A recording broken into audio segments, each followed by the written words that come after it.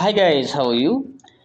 In this video we will discuss about the proportion work, and as you know in previous video we will discuss about the proportion work, and I already have discussed about this that we will go toward the proportion work in a series of videos.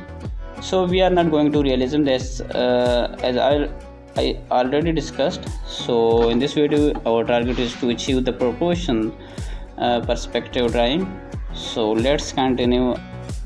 So the main thing is that follow only the lines, and the second one is focus on angles, that what are you drawing. So the angle and lines are the main thing when we start the proportion work, or we start any sketch.